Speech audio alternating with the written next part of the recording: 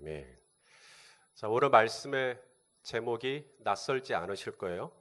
오늘 이 말씀의 제목이 무엇입니까? 금년 저희 교회에 주신 비전의 말씀입니다. 함께 읽어볼까요? 시작. 함께 지어져가는 교회. 그래서 이것을 제가 송구영실 예배 때 신년의 비전을 선포하면서 했던 설교입니다.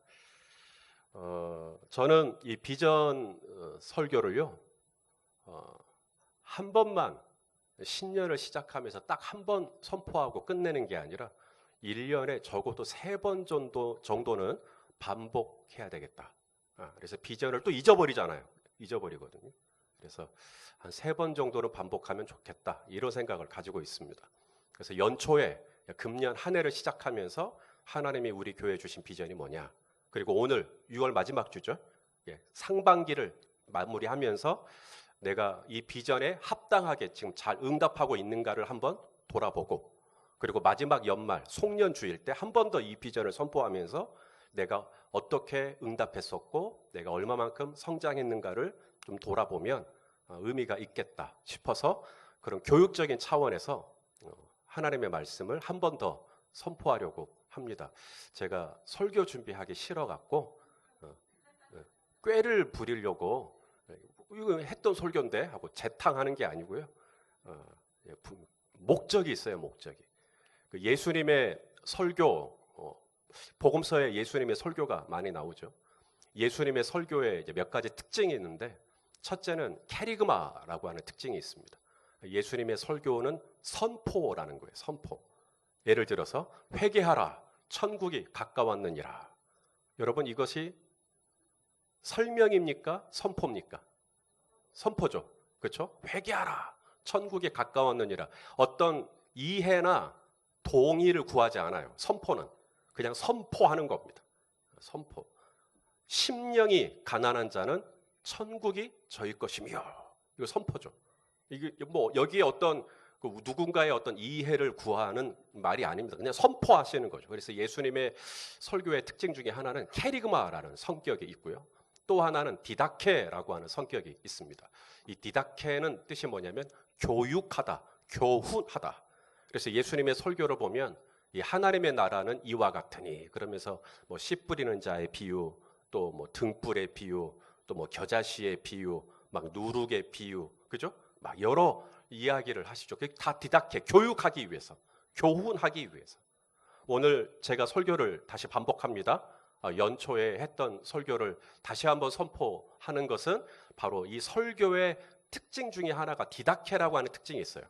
그래서 제가 오늘 이 설교를 함으로 우리 성도님들을 말씀으로 양육하고 성장을 도모하기 위해서 제가 설교를 하는 것인데, 그 설교의 교육적인 측면, 그러니까 교육의 효과적인 방법 중에 하나가 반복이거든요.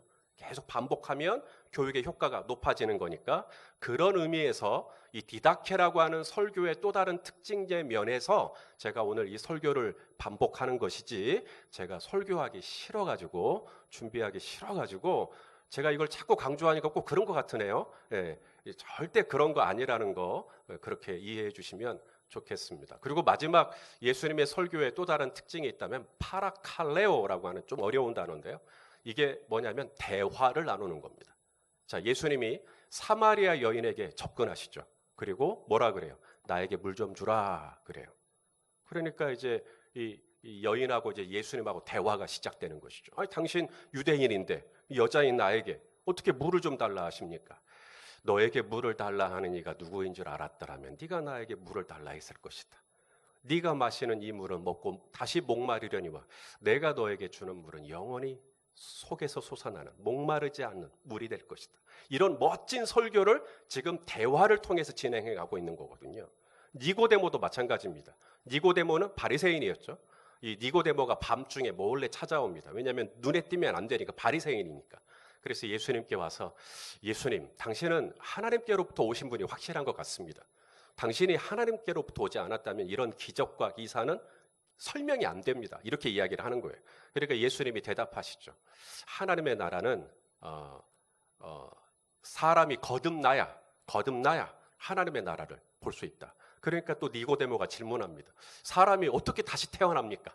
다시 뭐 엄마의 이 자궁 속에 들어갔다 다시 나올 수도 없는 노릇이고 어떻게 다시 태어납니까?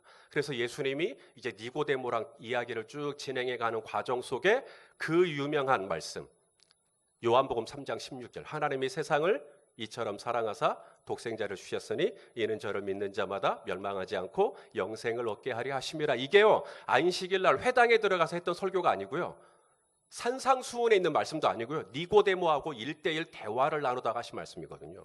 그러니까 예수님의 설교의 특징 중에 하나는 선포도 있고요, 또 디다케라고 하는 교육적인 측면도 있고요, 또 하나가 뭐냐면 파라칼레오, 서로 상호작용을 일으키면서 그런 대화 속에서 하나님의 말씀을 전하기도 했다는 것이죠. 저 손희선 목사의 설교 스타일은 어떤 것 같습니까? 물론 저도 캐리그마 선포하죠. 그리고 저는 디다케, 오늘도 이 디다케라는 측면에서 했던 설교를 한 번 더 반복하게 될 겁니다. 하지만 제가 개인적으로 선호하는 설교 스타일은 파라칼레오입니다. 저 혼자만 앞에서 막 떠드는 게 아니라 우리 성도님들과 함께 상호작용을 하면서 말씀을 전하기를 원하거든요. 그래서 제가 이제 앞에서 이렇게 말씀을 전하고 나면, 전할 때 우리 성도님들이 이 말씀이 지금 말하자면 이해가 되고 있는지, 이 말씀이 지금 잘 전달되고 있는지 되게 궁금해요. 그런데 이제 마스크를 다 쓰고 계시잖아요. 그래가지고 표정을 읽을 수가 없으세요. 그래서 눈밖에 안 보여요. 그래서 마스크도 하얀데 눈밖에 안 보이는데 눈동자도 하얗면 얼마나 졸리시면, 그죠? 그래서 막 소통이 잘 안 되는 것 같아고 좀 답답해요. 여러분도 숨쉬기가 답답하시겠지만 정말 이게 지금 제가 전달하는 이 말씀이 지금 우리 성도님들에게 지금 잘 스며들고 있는지, 저는 설교를 지금 다 외워서 나왔잖아요. 제가 이제 하나님의 말씀을 묵상하고 원고를 작성하고 그리고 나서 그걸 거의 한 20번 이상 읽고 외우거든요. 그리고 나서 이제는 우리 성도님들 눈빛을 보면서 이제 소통하면서 하나님의 말씀을 전하는 것이 저의 설교 스타일인데, 우리 성도님들의 이 눈동자밖에 볼 수 없는 이 답답한 상황 속에서 지금 전달되고 있나요? 그러니까 좀 큰 소리로, 제가 지난번 새벽에 볼 때 그랬네요. 좀 고개를 평소에는 이렇게 끄덕였다면 코로나 때는 이렇게 좀 끄덕여 주시라고. 끄덕이고 나서 고개가 안 올라오셔요. 이거 말고 고개를. 그다음에 아멘도 아멘 이렇게 좀 해주십사 부탁을 좀 드립니다. 설교할 맛이 나네요. 자, 여기까지 서론이 좀 길었어요. 자, 본론입니다. 자, 금년에 하나님이 저희 교회에 주신 비전의 말씀이 함께 지어져가는 교회입니다. 함께 지어져가는 교회. 그러니까 우리가 이제 건축하고 이제 연결을 짓는데요. 건축에 대한 말씀이 아닙니다. 영어 성경으로 보면 build together이거든요. 이게 잘못 보이면 building together로 보여요. 그러면 이제 건축하라는 얘기고요. build together는 서로 교회가 되어지도록 함께 지어져주는, 서로 세워주는 이런 뜻을 가지고 있거든요. 자, 오늘 본문이 끝나는 22절 저랑 같이 한번 읽겠습니다. 시작. 너희도 성령 안에서 하나님이 거하실 초소가 되기 위하여 그리스도 예수 안에서 함께 지어져 가느니라. 자, 우리가 왜 함께 지어져 가야 한다고요? 하나님이 거하실 처소가 되기 위해서. 그러니까 교회의 영광은 교회의 자재가 아닙니다. 우리 교회 와봐. 우리 교회는 크리스탈로 지었어. So what? 그래서 멋졌다고요. 우리 교회는 파이프 오르간이 독일에서 제작돼 와갖고 몇 억짜리야. 우리 교회는 이 성가대가 얼마나 웅장한지 몰라. 우리 교회는 이 강대상이 아주 삐까뻔쩍해. 그래서 어쩌다고요. 물론 그런 것들이 교회에 꼭 불필요한 요소는 아니지만 그것이 교회의 교회됨을 결정하는 요소는 아닙니다.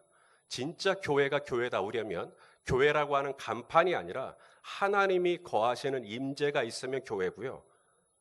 제 아무리 겉은 그럴듯해도 하나님의 임재가 없다면, 하나님이 거하시지 않는다면 그건 그냥 껍데기일 뿐입니다.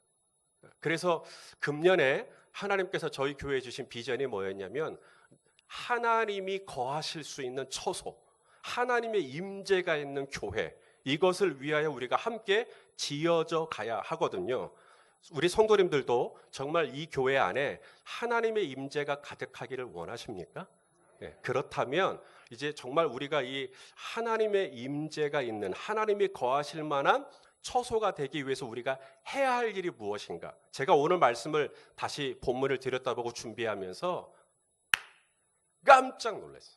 왜냐하면 제가 이 비전의 말씀을 선포했을 당시에 코로나 이전이었어요. 그렇죠? 코로나 이전이었고 저는 금년에 이런 일이 일어나리라는 것을 상상도 해본 적이 없어요. 그리고 그냥 비전의 말씀을 전했거든요. 그런데 다시 한번 코로나 지금 이 상황에서 다시 한번 이 비전을 왜 주셨나 하고 들었다 보니까 이게 정확한 말씀인 거예요. 코로나로 인하여서 우리 교회가 받고 있는 세 가지 도전이 있는데 그것을 정확하게 하나님이 집어주고 계셨어요. 첫째가 뭐냐면 하나님이 거하실 처소가 되기 위해서 우리가 이제 단어 하나에다가 동글뱅이를 좀 할 건데요. 권속이라는 단어입니다. 19절에 나와요. 이 권속이라는 단어에다가 동글뱅이.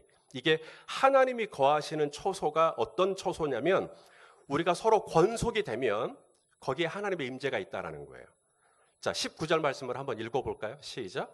그러므로 이제부터 너희는 외인도 아니요 나그네도 아니요 오직 성도들과 동일한 시민이요 하나님의 권속이라. 이 권속, 이게 가족이라는 얘기거든요. 이 권속. 그 다음에 하나님이 거하실 처소 22절에 하나님이 거하실 처소라는 단어하고 하나님의 권속이라는 이 단어하고 어근이 똑같습니다. 오이코스라고 하는 이 단어예요. 이게 뭐냐면 패밀리, 가족이란 뜻이거든요. 그래서 하나님이 거하시는 가족, 우리가 하나님의 가족이 되었다, 권속이 되었다. 이게 다 똑같은 단어입니다. 그러니까 하나님이 원하시는 공동체, 하나님이 원하시는 교회는 가족인 겁니다. 가족 같은 공동체. 여러분, 집하고 가족하고 단어가 비슷하지만 집하고 가족은 같아요, 달라요? 달라요. 자, 집은 같이 있어요. 한 집에 같이 있어요. 근데 가족은 아닐 수 있나요? 제 질문이 어려운가요? 자, 집은 같이 있어요. 집은 같이 있는데 가족은 아닐 수 있나요? 자, 그래도 집은 따로 있어요. 아빠 집 따로 있고 엄마 집 따로 있고 또 오빠 집 따로 있고 집은 따로 있지만 가족일 수 있나요? 가족일 수 있죠. 이 집이라고 하는 것은 건물의 개념이라면 가정이라는 것은 커뮤니티, 공동체 개념입니다.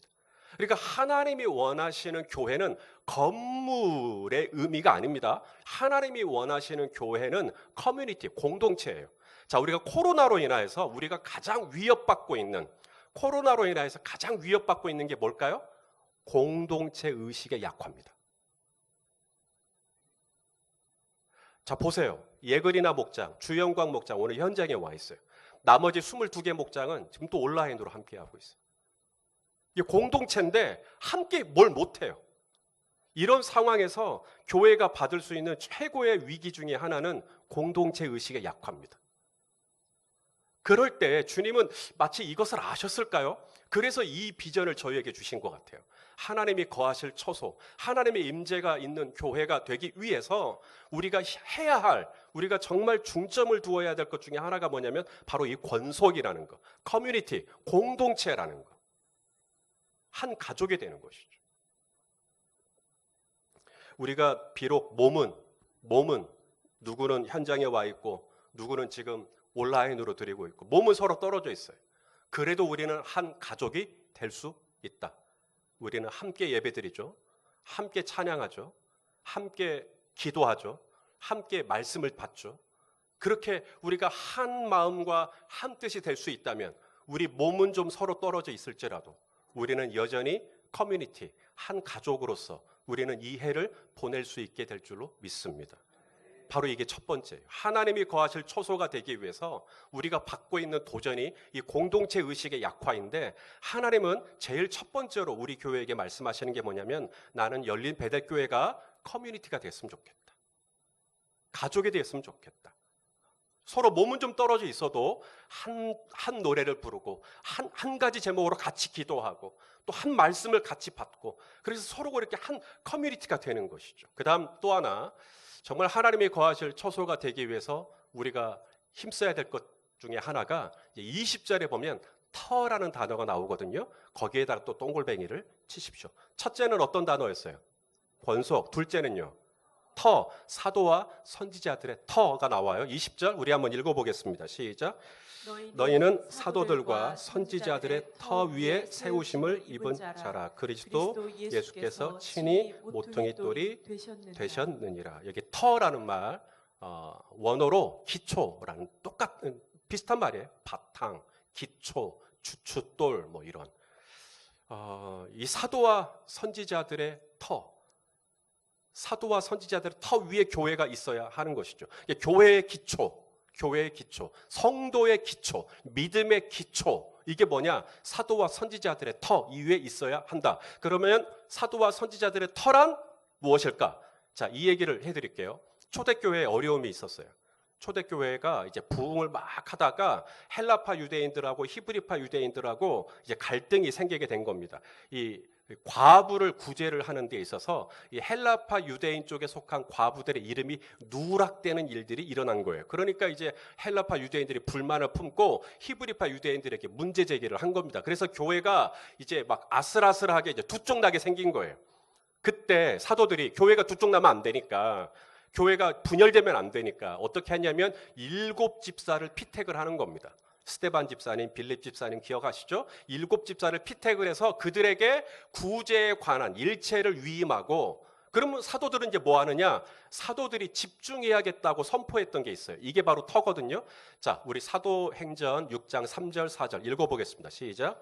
형제들아, 너희 가운데서 성령과 지혜가 충만하여 칭찬받는 사람 7을 택하라. 우리가 이 일을 그들에게 맡기고, 그 다음에 우리는 오직 어디에다가? 기도하는 것과 그 다음에 말씀 사역에 힘쓰리라. 그러니까 사도와 선지자들의 터는 무엇과 뭐예요? 기도와 말씀이 성도의 터예요.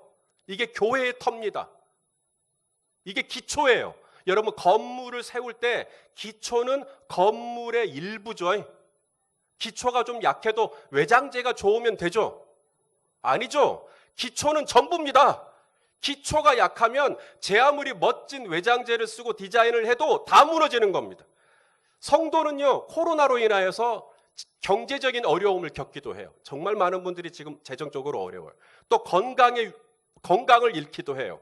또 뭐 관계의 어려움을 겪기도 해요. 그러나 여러분, 성도는 재정을 잃어도 건강을 잃어도 살 수 있어요. 언제? 말씀과 기도의 터 위에 있으면. 말씀과 기도의 터 위에 있으면 무화과 나무가 무성하지 못하고, 포도나무에 열매가 없고, 감람나무에 소출이 없고, 밭에 식물이 없고, 외양간에 소가 없고, 우리의 양이 없어도 이 말씀과 기도의 터 위에 딱 있으면 사업은 조금 기울어지고 몸은 조금 안 좋아지고 그럴지라도 버틸 수가 있단 말입니다. 자, 우리가 목장이 24개 목장이 있죠. 목장끼리 서로 뭐 같이 밥도 먹고 뭐 목장끼리 서로 볼링도 치고 뭐 실내 야구도 하고 뭐 목장에서 야유회 가기도 하고 좋아요. 그런데 여러분, 우리가 목장에서 절대 타협할 수 없는 가치, 말씀과 기도입니다. 우리끼리 모여가지고 무슨 뭐 야구 이야기하고 뭐 골프 이야기하고 뭐 한 주간 동안 나 어떻게 살았다, 그 정도로 끝나면 안 돼요. 반드시 목장 안에 우리가 가지고 있어야 될 중요한 가치는 말씀과 기도입니다. 말씀에서 내가 어떤 은혜가 있었고, 그리고 누구를 위해서 같이 기도하고, 그게 바로 목장이거든요. 그게 바로 하나님이 거하시는, 하나님의 임재가 있는 커뮤니티가 되는 것입니다. 저희 교회가 바로 이 말씀과 기도의 터 위에 굳게 서 있는 금년 한 해가 되기를 소망합니다. 마지막, 자, 하나님이 거하실 초소가 되기 위해서 우리가 붙들어야 될 또 하나가 있는데, 또 하나의 단어가 있어요. 이번에는 연결이라는 단어, 21절에 나와요. 연결이라는 단어예요. 그래야 하나님이 거하실 초소가 될 수 있다라는 것입니다. 자, 21절 우리 한번 읽어보겠습니다. 시작. 그의 안에서 건물마다 서로 연결하여 주 안에서 성전이 되어가고. 자, 건물이 세워졌다고 해서 다 성전이 되는 게 아니고요. 건물이 세워졌다고 다 성전이 되는 게 아니라 그 건물마다 뭐 해야 된다고요? 서로 연결이 돼 있어. 건물은 서로 다를 수 있어요. 그죠? 우리 가운데 병원에서 근무하시는 분 있죠? 우리 가운데 뭐 캠퍼스에서 근무하시는 분 있죠? 사업하시는 분 있죠? 또 장사하시는 분 있죠? 뭐 이 현장은 다 달라요. 건물은 다 달라요. 그런데 교회가 그 건물이 서로 그렇게 다 다른데 이 건물이 서로 다 뭐 하고 있어요? 서로 연결이 되어 있을 때, 하나님이 거하시는 초소가 된다. 자, 예전에는요 컴퓨터가요 본체 따로 모니터 따로였어요. 지금도 많이 그렇죠. 하지만 요즘에 나오는 컴퓨터는 어떤가요? 올인원. 이게 뭐냐면 이게 모니터하고 이 본체하고 이게 붙어 있어요. 그래서 옛날에는 모니터 따로 본체 따로 들고 가야 되는데 요즘에는 이게 그냥 하나만 들고 가면 그 안에 본체가 다 포함되어 있는 것이죠. 바로 이게 바로 연결이라고 하는 이 헬라어 단어의 뜻이 바로 이 올인원입니다. 그러니까 서로 건물이 다 달라요. 서로 막 성격도 다르고 생각도 다르고 기질도 다르고 가치관도 다르고 성격도 다르고 외모도 다르고 성장 배경도 다 달라요. 서로 다른데 어떻게 되냐면 서로 연결, 올인원. 하나님이 원하시는 커뮤니티는 all in one. 정말 다양한데 all in one. 이게 하나가 되어 있는 거예요. 자, 이 몇 년 전에 영국 런던에 큰 태풍이 불었어요. 이 바람이 얼마 이게 세게 불어가지고 이 런던 시내에 있던 가로수들이 다 뽑혀버렸어요. 그래가지고 이제 이 가로수들이 왜 다 뽑혔나 이제 알아보니까 연구를 해보니까 그날 분 태풍은 이전에 불었던 태풍과 비교했을 때 그다지 세지 않았어요. 그런데도 가로수들이 다 뽑혀 나가버렸단 말이죠. 그래서 이유가 뭘까? 바람 때문이 아니라면 이유가 뭘까 했더니 이 가로수들이 이제 이 뿌리가 자라잖아요. 이 뿌리가 이 땅 속에서 서로 연결이 안 돼 있는 거예요. 서로 붙잡아주고 있지 않는 거예요. 서로. 그러니까 겉은 되게 멀쩡해요. 겉은 서로 아무 문제가 없어 보여요. 근데 바람이 확 부니까 뭐가 드러나면 이 뿌리가 서로 결속되어 있으면, 뿌리가 서로 연결되어 있으면 가로수가 멀쩡한데 이 뿌리가 서로 연결이 되어 있지 않다 보니까 바람이 부니까 전부 다 넘어가 버리더라는 거예요. 코로나라고 하는 지금 전대미문의 바람이 한반도뿐만 아니라 온 열방을 강타했어요. 이때 여러분 뭐가 필요하다고요? 서로 연결되어 있으면 우리 버틸 수 있어요. 목장으로 연결되어 있다든지 뭐 자치회로 연결되어 있다. 그런데 지금 우리가 받고 있는 심각한 도전 중에 하나가 뭐죠? 바로 이 연결이 지금 느슨해지고 있는 거죠. 지금 보세요. 누구는 이 현장에서 드리고 누구는 온라인에서 드리고 또 금년에 목장을 청년까지 해서 24개 목장으로 편성을 해봤지만 한 번도 좀 대면에서 만난 적이 없어요. 모임을 할 수가 없어요. 또 종교의 어떤 소모임을 자제해달라는 이 문자 경고가 계속 와요. 식사도 같이 할 수가 없어요. 자치회 활동은 멈췄어요. 교회 학교도 멈췄어요. 주보에 제가 목회 일정 어느 날부터 싣고 있지 않는 거 아시죠? 목회 일정에 실을 게 있어요 말이죠. 그렇게 되다 보니까 제가 뭐 때문에 밤잠을 설치냐면 이 연결이 느슨해지는 거.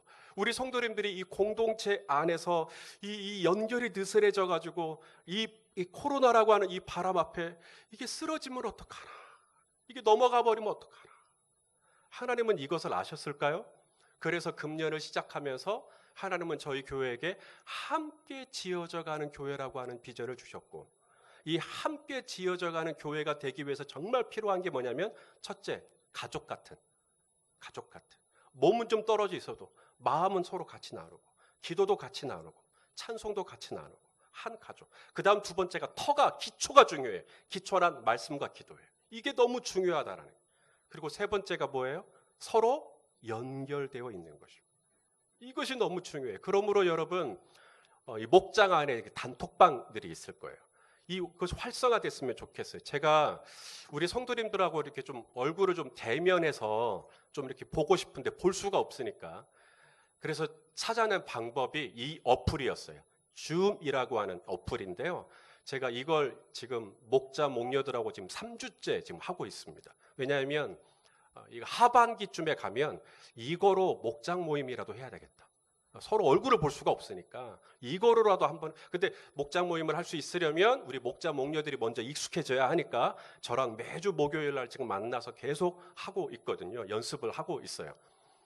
또 저는 이 방법으로 온라인으로 화상으로 우리 성도님들을 신방하는 것도 지금 생각하고 있어요. 왜냐하면 대면에서 신방을 할 수가 없으니 온라인으로라도 신방을 할 수 있는 방법을 지금 구상을 하고 있는 것이죠. 제가 지금 중점을 두려고 하는 이 포커스가 뭔지 아시겠죠? 연결입니다. 연결이 안 되면 이 코로나라고 하는 이 바람 앞에 어떻게 우리가 버티겠어요? 하나님은 이 바람 앞에 정말 저희 교회가 하나님이 거하실 만한 처소가 되기 위해서 주님이 가르쳐준 3가지 방법 중에 마지막 게 뭐냐면 서로 연결되어 있으라는 거예요. 단톡방 나가지 마세요. 나갔더라도 다시 들어가세요. 그리고 서로 뭐 이런 줌이라든지 뭘 이용해서라도 서로 자꾸 만나려고 하세요. 뭐 너무 자주 만나면 부담스러우니까 일주일에 한 번이라도 아니면 2주일에 한 번이라도 가끔씩 이렇게 좀 자꾸 만나시고 서로 기도 제목 나누시고 함께 그렇게 자꾸 연결이 되어 있어야 이게 된다라는 거예요. 사랑하시는 성도 여러분, 이거 우리 힘으로 안 됩니다. 우리 힘으로 가족이 될 수도 없고 우리 힘으로 서로 이 말씀과 기도의 터 위에 있을 수 없고 우리 힘으로 서로 연결될 수도 없고, 그래서요 오늘 본문이 끝나는 22절을 보시면 이게 능동태가 아니라 수동태예요. 자세히 보시면.